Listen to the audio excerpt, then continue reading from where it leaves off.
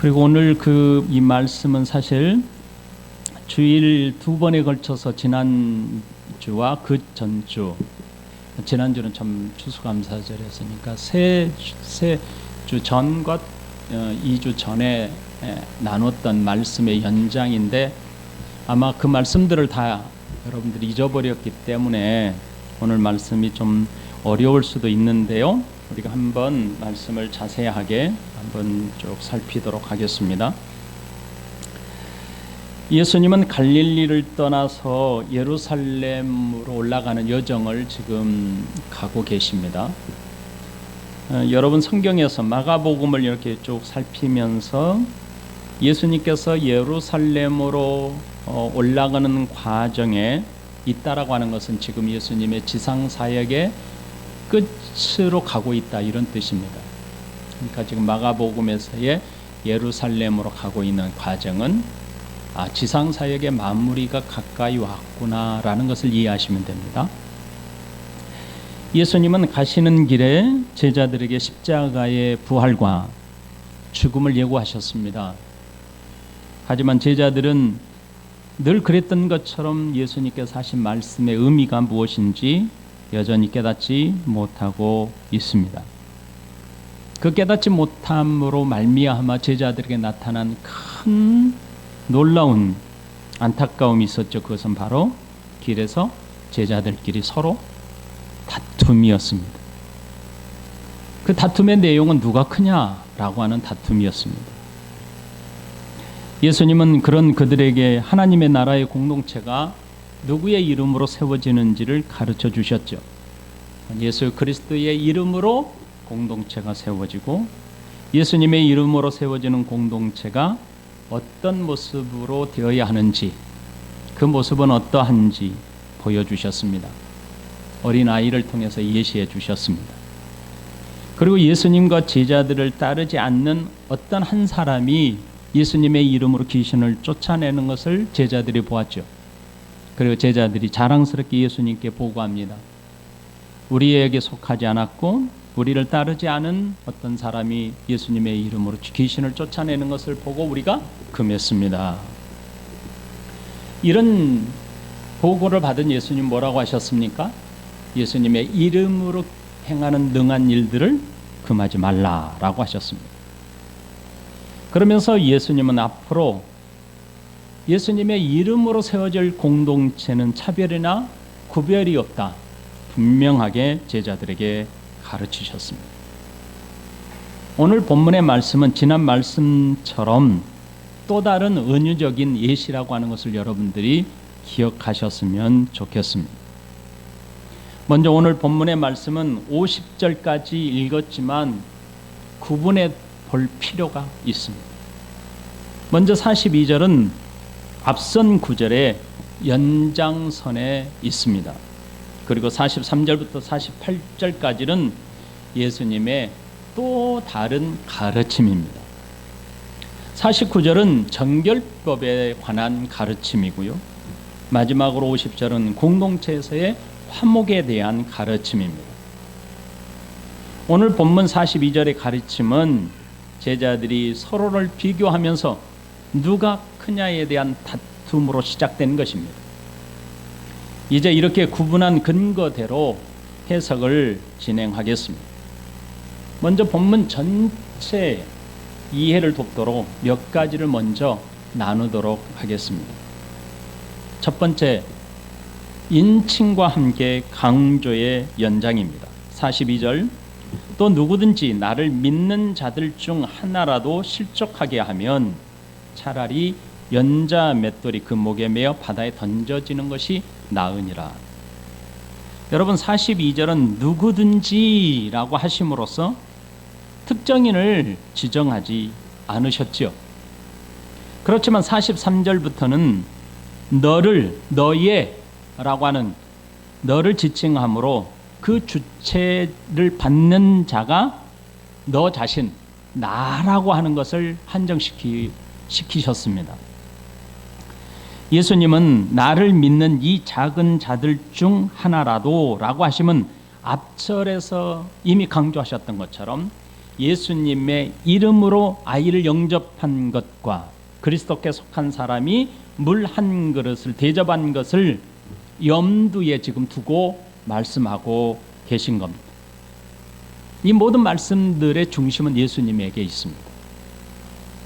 그러므로 42절은 예수님께서 앞절에서 제자들에게 예시하셨던 사건들을 강조하심과 같이 연장선상에서 해석함이 좋겠습니다.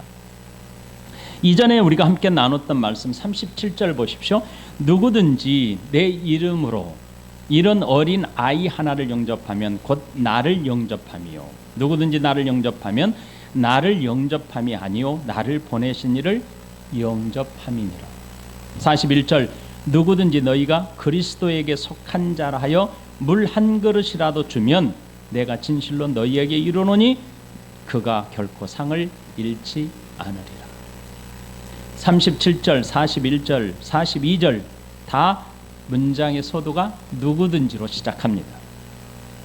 37절에서 예수님은 누구든지 이런 어린 아이 하나를 말씀하시므로 하나님의 나라의 공동체가 무엇으로 세워지는지를 가르쳐 주셨습니다. 그리고 41절에서의 누구든지 그리스도에게 속한 자라 하여 물 한 그릇이라도 라고 하심으로 앞으로 세워질 하나님의 나라의 공동체는 구별이나 차별이 없음을 예시해 주신 겁니다. 그리고 본절에서의 누구든지는 앞절에서의 공동체의 구별이나 차별이 없을 것을 예시하신 연장선으로 해석해 가는 것이 아주 자연스러운 것입니다. 왜냐하면 37절은 누가 크냐에 대한 예시로 어린아이 하나를 들어 설명하셨지요. 그리고 41절은 예수님의 이름으로 귀신을 쫓아내는 어떤 사람을 금하지 말라고 하시면서 물 한 그릇을 주는 자를 예시로 설명하셨기 때문입니다. 예수님의 이런 가르침은 제자들의 무지함에 연유한 것이죠. 제자들의 잘못된 메시아 간에 있었던 것이죠. 아직 예수님께서 구속을 위한 죽으심과 부활로 성취될 하나님의 나라가 무엇인지 저들은 이해하지 못하고 있습니다. 예수님의 성취, 예수님의 구속의 성취를 통해서 세워질 하나님의 나라의 공동체가 어떤지 저들은 도대체 이해하지 못했습니다. 예수님은 그런 제자들에게 바른 메시아관이 어떤지 지금 설명해 가고 계신 것입니다. 이와 마찬가지로 42절에서도 예수님은 제자들을 가르치셨습니다. 42절에서의 나를 믿는 것은 누구를 믿는 것입니까? 예수님을 믿는 것이지요. 그리고 이 작은 자들 중 하나라도 라고 하는 말씀은 제자들이 작다고 생각하는 사람들이 있다는 의미입니다. 사실 예수님은 하나님의 나라의 공동체 안에서는 차별이 없음을 분명하고 정확하게 가르쳐 주셨지요. 이 말씀은 누구든지라고 하는 말씀 속에 있습니다. 누구든지라는 뜻은 차별이나 구별이 없다는 뜻 아닙니까? 아이나 성인이나 가난한 자나 부한 자나 여인이나 남성이나 장애인이나 비장애인 그 누구도 여기에 다 포함되어 있는 것이지요. 하지만 제자들은 유대 선민 사상에 사로잡혀 있었던 사람입니다. 저들은 유대 선민 사상에 사로잡혀 있어서 다른 사람들을 구별하고 차별했습니다. 이런 사상에 빠져 있던 제자들에게 자신들만의 공동체를 벗어나 생각하기 어려웠던 것입니다. 그런 제자들에게 예수님은 그들의 가진 관점, 제자들이 가진 관점에서 이 작은 자들 중에 하나라도 라고 말씀하셨습니다. 이렇게 강조하심으로 예수님이 가르치고자 하는 강조점을 두신 것입니다. 예수님의 가르침은 길에서 다투었던 제자들이 누가 크냐라고 하는 것으로부터 시작된 것 아닙니까? 그러므로 제자들의 관점에서는 누가 크냐에 있었지요. 하지만 예수님은 누구든지에 그런 제자들을 포함해 주었다라는 것을 말씀하십니다. 예수님은 누구든지 곧 제자들을 포함한 사람들이 이 작은 자들 할 중 하나라도 실족하게 하면 차라리 연자 맷돌이 그 목에 매어 바다에 던져지는 것이 나으리라 라고 경고하신 것입니다. 이 문장은 비교를 통해서 강조하고 있습니다. 그것은 이 본문에서 뒷문장이 강조점이 아닙니다. 앞문장을 강조하기 위해서 비교를 사용하신 것입니다. 그러므로 앞문장인 실족하게 하지 말 것을 강조하신 것입니다.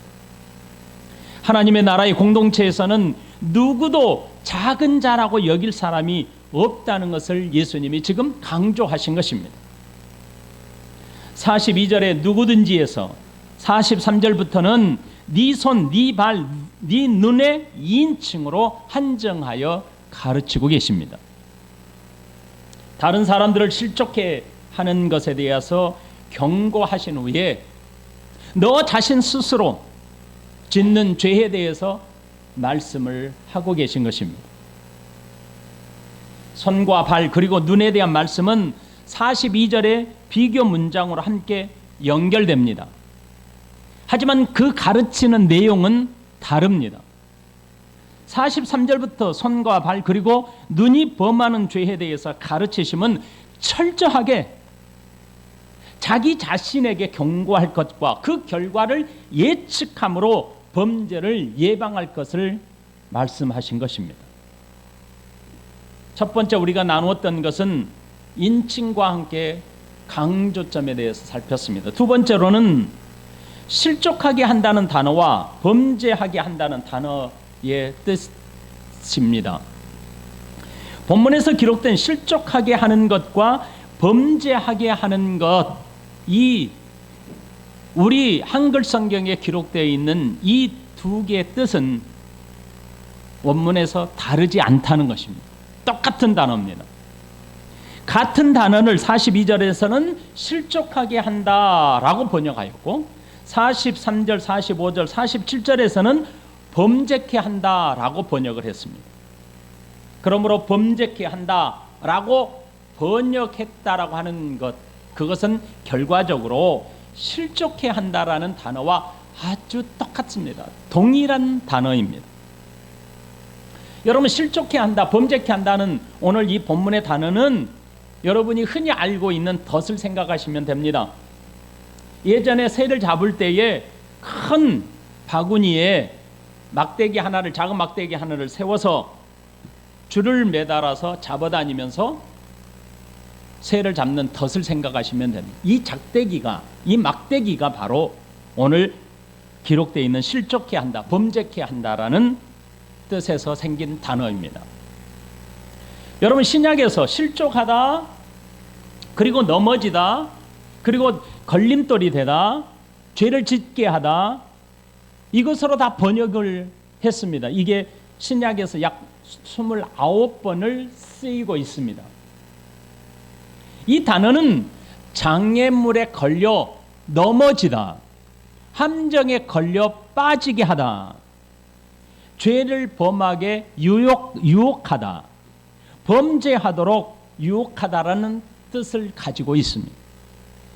이 말은 누군가 의도적으로 놓은 덫에 걸려들도록 하게 한다는 의미입니다. 42절과 43절 이하는 인칭이 바뀜으로 내용이 달라집니다. 하지만 실족하게 한다는 같은 단어를 사용하여 42절과 이후의 문장이 자연스럽게 연결되도록 하셨습니다. 42절에서의 범죄하도록 의도를 가지고 덫을 놓아 실족하게 하는 대상이 누구든지로 분명하게 정하셨습니다. 그리고 동시에 43절 이후에서는 죄에 빠져 넘어지도록 의도적으로 덫을 놓아 실족하게 하는 대상이 자기 자신에게 있음을 분명하면서도 정확하게 한정시킨 겁니다. 그러니까 다른 내용이지만 같은 단어를 사용함으로써 문장 자체가 자연스럽게 이어지도록 하셨다는 데 있습니다. 이것을 의미를 함께 같은 것으로 보면 안 된다는 뜻을 지금 제가 말씀을 드리고 있는 것입니다.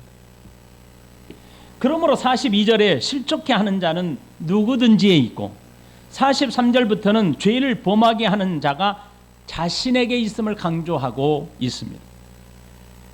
예수님을 믿는 자로 하여금 더슬로와 실족하도록 하는 죄와 자기 자신 스스로 더슬로와 죄를 범하게 하는 것을 지금 경고하고 있는 것입니다.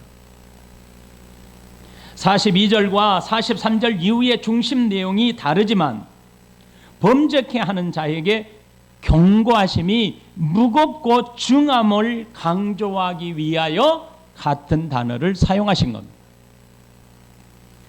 그렇지만 아까도 말씀을 계속해서 반복적으로 드리고 있는 것처럼 42절과 43절 이후에 중심된 의미가 달라요.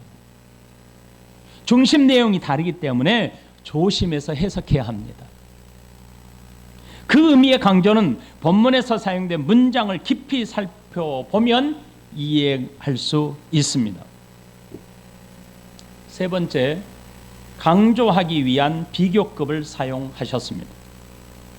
42절에서는 뭐뭇 하는 것이 낫다고 하셨고 43절부터 47절까지는 뭐뭇보다 뭐뭇이 낫다는 문장으로 구성이 되어 있습니다. 실족하게 하면 범죄하게 하거든 뭐뭇 하는 것이 뭐뭇보다 나으니라 이렇게 말씀하죠. 42절과 43절은 약간의 차이가 있습니다. 여러분 본문을 자세하게 살펴보면 42절에서는 43절부터 나오는 영생과 하나님의 나라에 들어가는 것을 말씀하고 있지 않습니다. 그러므로 이 말씀은 42절에서의 이렇게 영생 하나님의 나라가 빠져 있는 것은 42절 말씀의 강조점이 대체가 불가능하다는 뜻을 강조하기 위해서 쓴 겁니다. 42절에서는 실족하면 바다에 빠져 죽는 것이 낫다고 하셨습니다. 그러므로 죽는 것보다 지금 이 문장만을 보아서는 죽는 것보다 나은 것이 없습니다. 이 말의 뜻은 예수님을 믿는 자를 실족하게 하는 것을 다른 것으로 해결할 수 없는 대체 불가능하다라는 것을 예수님이 지금 강조하신 것입니다. 믿는 자를 실족하게 하는 죄에 대해서 죽는 것 말고는 대체 불가능한 것임을 강조하신 것입니다. 즉 예수님을 믿지 못하게 하는 것은 그 자체로 사망과 같다는 강조 표현입니다. 본절의 핵심이 무엇입니까? 대신할 것이 없다는 뜻입니다. 사실 우리가 하나님을 대신할 수는 없습니다. 예수님을 믿도록 하는 것은 우리가 하는 것은 복음을 전할 뿐이지 믿음을 주시는 분은 하나님이십니다. 그러므로 우리가 믿음에서 실족하게 하는 것은 불가능합니다. 그럼에도 불구하고 예수님께서 이렇게 말씀하신 것은 실족하게 하는 자는 이미 그가 예수님을 불신하고 있다는 것을 전제하신 것입니다. 그러므로 예수님을 불신하는 그가 더슬로와 다른 사람을 믿음에서 실족하게 하는 것이 사망이라고 하는 것을 강조하고 있다는 뜻입니다. 이 죄는 사함을 받지 못한다고 가르치신 예수님의 말씀과 같습니다. 마가복음 3장 28절부터 29절 우리가 이미 강론을 통해서 이미 들었습니다. 내가 진실로 너희에게 이르노니 사람의 모든 죄와 모든 모독하는 일은 사하심을 얻되 누구든지 성령을 모독하는 자는 영원히 사하심을 얻지 못하고 영원한 죄가 되느니라 하시니. 이 말씀에 대한 이해를 위해서는 마가복음 3장의 말씀 강론을 유튜브에서 찾아서 한 번 더 듣기를 권면해 드립니다. 42절의 말씀은 실족해 하는 것은 사망 위에 그 어떤 것보다 나은 것으로 대체할 수 없다는 것에 강조점이 있는 것입니다. 여러분, 예수님을 불신하면서 예수님을 믿는 사람들로 하여금 실족하게 하는 사람은 여러분, 사망 외에 다른 것으로 대체할 수 없다. 예수님이 지금 이것을 강조하는 겁니다. 43절부터 47절까지는 뭐뭇보다 뭐뭇이 낫다는 문장으로 구성되어 있지요. 범죄하게 하거든 뭐뭐 하는 것이 뭐뭇보다 나으니라 라고 하셨습니다. 이는 죄를 범하게 하는 것보다는 죄를 범하게 하는 것의 원인을 제거하는 것으로서 영생에 대한 가치와 하나님의 나라의 중요함을 강조하신 것입니다. 43절에서는 자신의 손이, 45절에서는 자신의 발이, 47절에서는 자신의 눈이 자신을 실족하게 하는 것을 말씀하셨습니다. 43절, 만일 네 손이 너를 범죄하게 하거든 찍어버리라. 장애인으로 영생에 들어가는 것이 두 손을 가지고 지옥 곧 꺼지지 않는 불에 들어가는 것보다 나으니라. 45절, 만일 네 발이 너를 범죄하게 하거든 찍어버리라. 다리 저는 자로 영생에 들어가는 것이 두 발을 가지고 지옥에 던져지는 것보다 나으니라. 47절, 만일 네 눈이 너를 범죄하게 하거든 빼버리라. 한 눈으로 하나님의 나라에 들어가는 것이 두 눈을 가지고 지옥에 던지는 것보다 나으니라. 여러분, 본문은 문자적으로 이해해서는 안 됩니다. 예수님께서 제자들을 가르치시기 위해서 사용하신 은유적인 표현이라는 것을 꼭 기억하시기 바랍니다. 여러분, 솔직히 여러분의 손이 여러분을 죄에 빠뜨릴 수 있습니까? 손이 저절로 자신에게 죄를 짓도록 명령하거나 죄를 짓도록 강요할 수 있습니까? 자신의 마음에서 정한 것을 손에게 명령하여 덫을 놓아 범죄하도록 하는 것입니다. 발과 눈도 마찬가지지요. 사람의 지체는 그가 가진 마음의 결정을 따라 행하는 것입니다. 그러므로 엄밀하게 따지면 손이나 발 그리고 눈은 아무런 죄를 지을 수가 없습니다. 그러므로 손, 발, 눈 하나를 제거한다고 죄가 사라지는 것이 아니지요. 자신의 마음속에 자리하고 있는 죄악을 제거하지 않는 이상 그 죄의 본성이 사라지지 않습니다. 그런데도 불구하고 예수님은 제거하라고 하셨습니다. 그러므로 이 말씀은 하나님 나라의 가치를 가르치기 위해서 비유적으로 표현하고 계셨음을 이해하셔야 합니다. 문자적으로 손과 발, 눈을 잘라버리고 빼버리라 라는 뜻이 아닙니다. 그보다 비교급을 사용하셔서 강조한 것이 무엇인지 잘 파악하셔야 합니다. 여러분, 만일 문자적으로 이해해서 죄를 지을 때마다 이를 실행에 옮겨야 한다면 여러분에게 남아있을 지체가 있겠습니까? 다 잘라내야 할 것입니다. 다 빼내야 할 것입니다. 그러므로 예수님께서 강조하신 것이 무엇인지 잘 살펴야 합니다. 43절, 45절, 47절의 말씀은 뭐뭇보다 뭐뭇이 나으니라 라고 하심으로 지체를 제거하는 것보다는 그보다 더 나은 대상을 강조하기 위해서 지금 비교급을 사용하신 것입니다. 43절과 45절은 지옥에 들어가는 것보다 영생에 들어가는 것이 나음을 강조하셨고 47절은 하나님의 나라에 들어가는 것을 강조하셨습니다. 여기에서 영생과 하나님의 나라는 다른 것이 아니라 하나님의 나라에 들어가는 것이 영생하는 것임을 뜻하는 것입니다. 여러분, 본문에서의 찍어버리라 그리고 빼버리라 라는 말씀은 그 죄에 대한 형벌이 얼마나 무서운 결과를 초래하는지를 가르치고 계신 말씀입니다. 지옥의 형벌이 무시무시함을 표현하는 강조입니다. 손과 발을 찍어버리고 눈을 빼버려야 할 만큼 훨씬 무서운 형벌을 받는 곳이 지옥이라는 뜻입니다.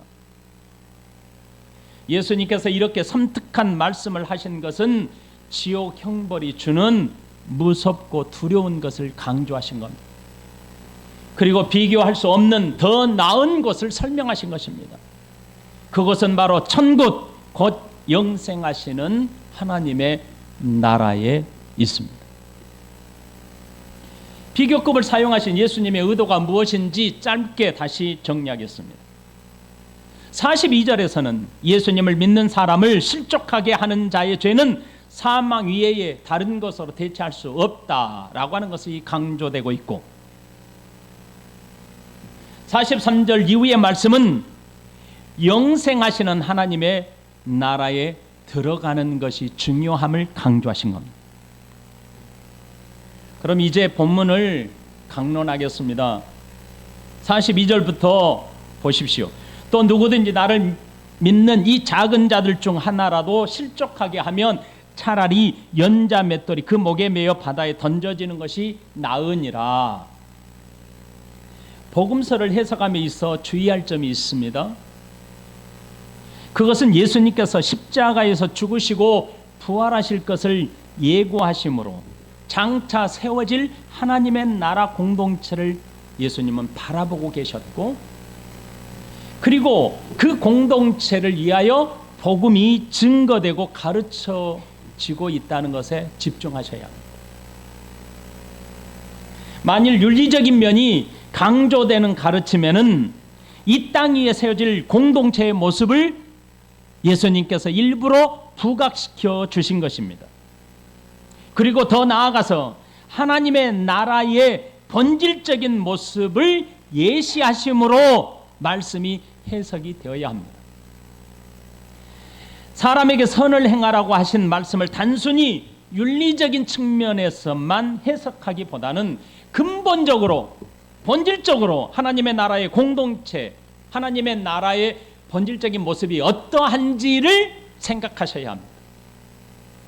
특히 마가복음은 다른 복음서에 비해 이 관점이 대단히 중요하고 더욱 강조됨을 기억하셔야 합니다.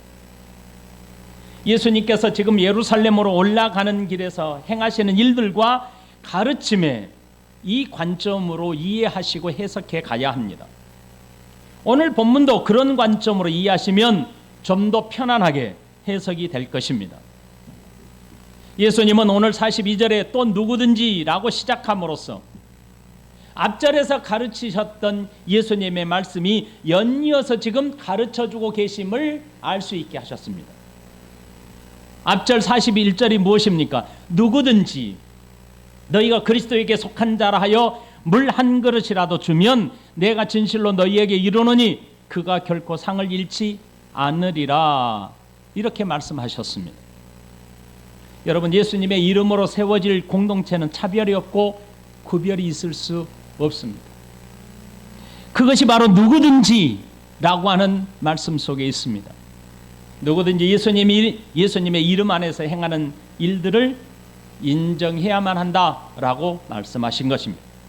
그리고 42절에 연이어서 이렇게 말씀하고 있습니다. 누구든지 나를 믿는 이 작은 자들 중에 하나라도 실족하게 하면, 본절에서의 나를 믿는 이 작은 자들 중 하나는 어디에 속한 사람입니까? 바로 그리스도에게 속한, 예수님에게 속한 자입니다. 여러분, 제자들의 관심이 무엇이었습니까? 제자들은 누가 가장 크냐는 관심 속에 자신들의 공동체, 자신들의 속한 공동체 외로는 다 작다고 생각했던 사람들입니다.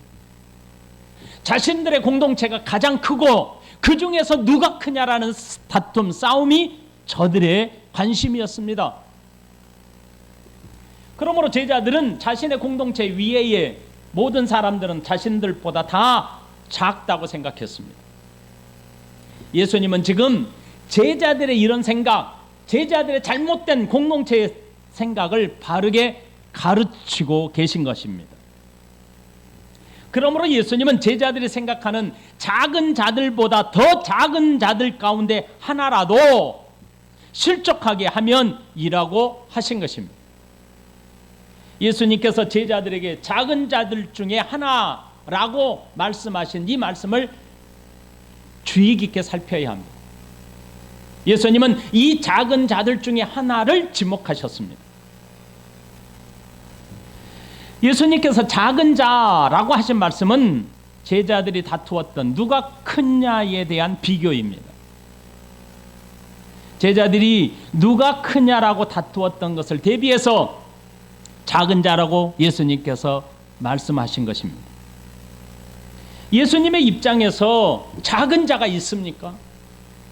하나님의 나라의 공동체는 다 차별이 없고 구별이 없다고 예수님이 말씀하셨는데 예수님의 입장에서 작은 자가 누굽니까? 작은 자라고 표현한 것은 제자들의 입장에서 생각했던 것입니다. 제자들이 가지고 있던 생각, 제자들이 작은 자라고 생각했던 그 작은 자를 들어서 예수님은 저들의 생각을 바르게 고치고 가르친 겁니다. 만일 누구든지 그를 실족하게 할 경우 사망을 대체할 다른 것이 없다고 하셨습니다. 그 죄는 필연코 사망이다라고 강조하신 것입니다. 여러분, 당시 로마 형벌 중에 연자 맷돌을 목에 달아 바다에 던져 사형하는 제도가 실제적으로 있었습니다. 당시 맷돌은 두 종류가 있습니다. 우리도 잘 아는 맷돌은 사람이 한 손으로 돌려서 곡식을 빻는 도구입니다. 그리고 오늘 본문에 나오는 연자 맷돌은 사람이 돌려서 빻는 그 정도 무게가 아니라 낙이나 말이 끌어 올리브 오일을 짜기 위해서 올리브 열매를 빻는 기계입니다. 사람의 무게와는 비교할 수 없을 만큼 무거운 돌이 바로 이 맷돌입니다. 작은 것은 150kg, 큰 것은 200kg가 넘는 돌입니다. 그 큰 맷돌의 구멍에 사람의 목을 끼워 바다에 던져 사형하는 제도를 가리킵니다. 여러분, 오늘 예수님께서 이 사형 제도를 언급하면서 뭐라고 말씀하십니까? 연자 맷돌에 달린 사람이 바다에 던져졌다. 이것을 생각해 보세요. 예수님은 이걸 지금 사형 제도를 들어서 말씀을 가르치고 계신 것이죠. 만일 연자 맷돌에 매어 목에 끼워져서 바다에 던져질 경우 그는 필연적으로 깊은 곳에 빠져 다시는 떠오를 수 없습니다. 연자 맷돌에 매어 바다에 던져진 사람은 필연코 죽음입니다. 그래서 사형 제도인 겁니다. 이것은 살 소망이 없는 상태로의 형벌을 뜻합니다. 실족하게 하는 사람이 받는 형벌이 죽음이라고 하심으로 실족하게 한다는 의미가 무엇인지를 짐작할 수 있게 했습니다. 여러분, 사람이 짓는 죄 중에 죽음과 비교되는 죄가 강조되는 것이 성경에 있습니다. 성경에서 죽음과 견주어 형벌의 중함을 밝히신 것은 하나님의 영광과 하나님의 이름이 훼손되거나 우상 숭배를 하는 것, 그리고 인간의 형상을 파괴하는 행위입니다. 그러므로 오늘 본문에서 실족하는 죄가 어떠한지 보여주는 것이죠. 성경에서 말하는 하나님의 영광과 이름이 훼손되고 우상을 숭배하는 것, 인간의 형상을 파괴하는 죄, 이와 같이 상응하는 죄목으로 볼 수 있는 것입니다. 그것은 예수님을 불신하는 죄라고 이해할 수 있습니다. 예수님을 불신하는 것이 가장 중한 죄에 해당합니다. 그러므로 사망에 대한 형벌에 대해서 실족과 비교한 것은 이 불신이 얼마나 무섭고 무거운 죄를 강조하신 것입니다. 여러분, 실족하게 한다는 단어에서 이미 살폈던 것처럼 의도적으로 의도적으로 덧을놓아 넘어지게 한다는 뜻입니다. 실족하게 하는 사람은 처음부터 목적이 분명합니다.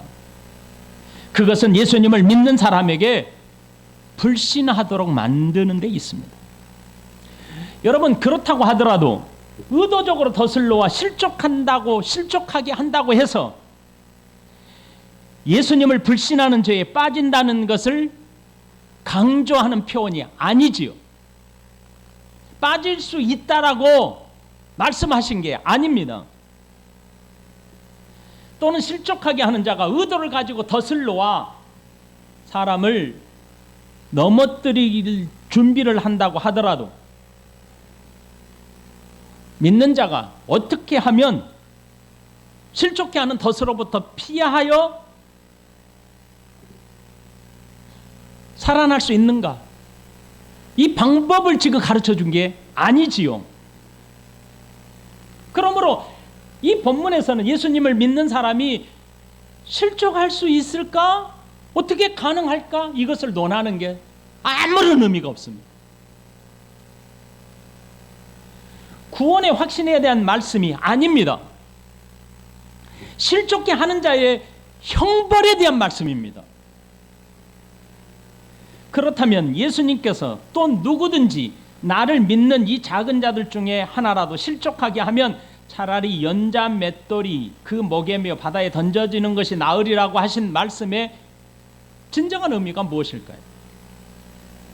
여러분, 실족하게 하는 자, 실족하도록 의도를 가진 자, 그 사람이 누구지요? 지금 믿음을 가진 자가 아니지요. 예수님을 믿는 사람은 다른 사람을 믿는 사람을 실족하도록 하지 않습니다. 예수님의 공동체를 무너뜨리고자 하는 사람의 형벌의 무거움이 얼마나 큰지를 안다면 그렇게 하지 않을 것입니다. 예수 믿지 않기 때문에 이 공동체가 무너지는 것이 얼마나 무서운 일인지를 안다면 저는 결코 하지 않지요. 여러분, 예수님께서 하신 말씀을 대비해서 본문을 이해하시면 좀 더 쉬울 것입니다. 39절에 예수께서 이르시되 금하지 말라. 내 이름을 의탁하여 능한 일을 행하고 즉시 나를 비방할 자가 없느니라. 우리를 반대하지 않는 자는 우리를 위하는 자냐. 예수님의 이름으로 능력을 행하는 사람, 그 사람은 곧바로 비방할 자가 없다. 본문에서는 예수님을 믿는 자를 실족하게 하는 자는 처음부터 그의 관심이 예수님에게 있지 않는 것이죠. 그의 관심은 자신들의 공동체를 세우는 일에 있습니다. 그러므로 예수님의 이름의 공동체를 무너뜨리고 자신이 원하는 일의 의도를 가지고 덫을 놓는 일에 있는 것입니다. 여러분, 당시 사람들은 정치적인 메시아를 통해서 세워질 공동체에 지대한 관심이 있었습니다. 그런 사람들의 생각과 동일한 관점으로 제자들이 예수님을 바라보고 있었습니다. 제자들은 아직 예수님에 대해서 정확하게 이해하지 못하고 있기 때문에 이 모든 일들이 일어나는 것이지요. 그런 제자들에게 예수님의 구속을 통해서 세워지는 공동체를 넘어뜨리는 사람에게는 사망 이의 것으로 대체할 수 없고, 사망 위의 것을 대체할 수 있는 것은 이 세상에 없다. 그의 형벌은 필연 사망이다. 이것을 가르쳐 주신 겁니다. 마가복음 9장 42절과 43절 이후의 말씀은 자연스럽게 문장이 연결지도록 하셨지만, 같은 구조를 가지고 있지만 강조점이 달라요. 그러므로 이해하시고 묵상하셨으면 좋겠습니다. 말씀을 같이 마무리하면서 여러분과 함께 이 말씀을 드리고 싶습니다. 여러분, 우리는 예수님을 믿는 사람이지요. 그러므로 의도적으로 여기 있는 누구를 믿음에서 떨어뜨리기 위해서 덫을 놓아 우리가 실족하게 할 수 없습니다. 우리에게 믿음을 주시는 하나님의 은혜로 구원받은 사람들이기 때문에 덫에 걸려 믿음에 떠날 수도 없어요, 우리가. 그렇다고 하더라도 우리가 불신자들과 같은 삶을 보일 때가 있습니다. 그런 삶을 살아갈 수도 있습니다. 내가 혹시라도 예수님을 믿는 사람들에게 불신하도록 미혹하는 자가 되지 않을까를 염려하셔야 합니다. 조심해야 합니다. 하나님을 섬기는 사람들에게 불신자들과 같은 삶을 사는 것이 합리적이라고 자기 합리화할 수도 있습니다. 이것을 우리가 조심해야 합니다. 여러분, 이 부분은 여러분 모두 다 진지하게 고민하셔야 합니다. 예수를 믿는 사람들에게 예수님을 섬기면서 예수님을 바르게 섬기지 못함으로 인하여 공동체가 무너지고 그 사람이 믿음에서 떠나게 되는 거, 이런 삶을 우리가 살아갈 수도 있습니다.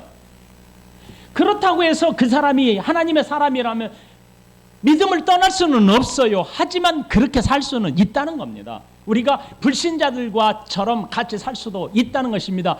아주 가벼운 예 하나를 들을게요.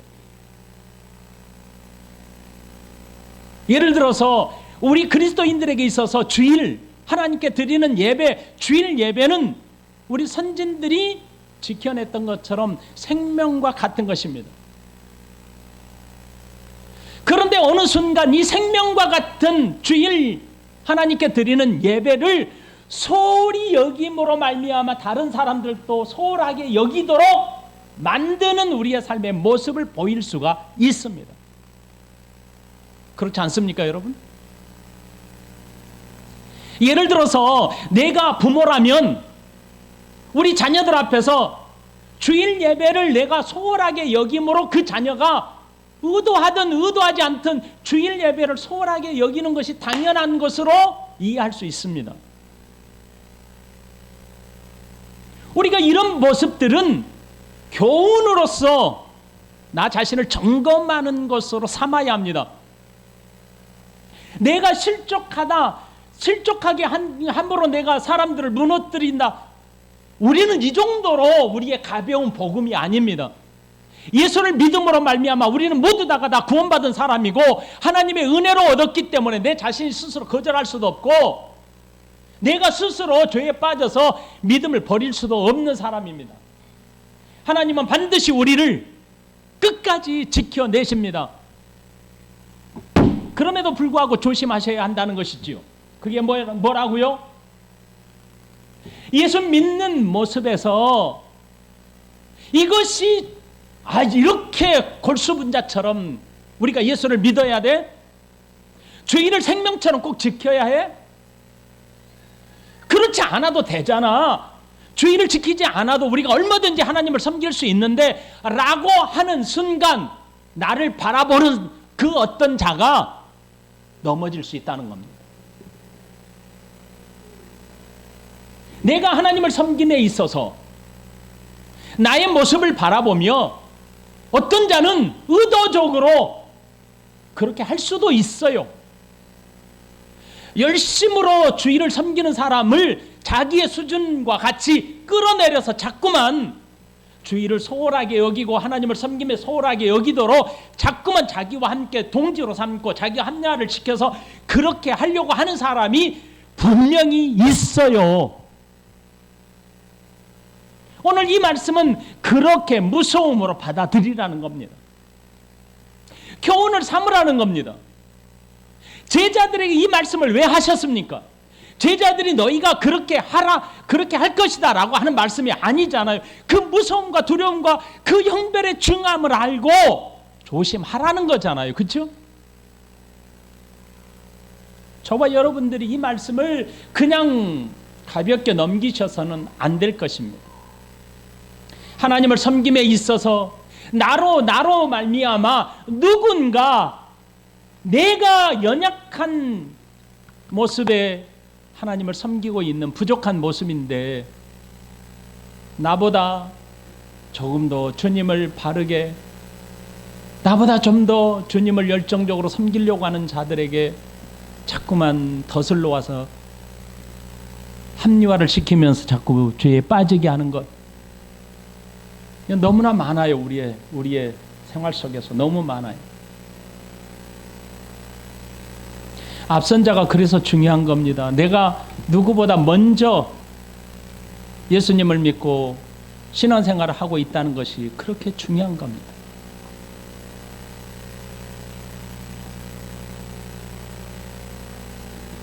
내 모습이 그러죠. 내가 이 부모로서 내가 잘못했기 때문에 우리 자녀들이 그대로 따라가는 것이죠.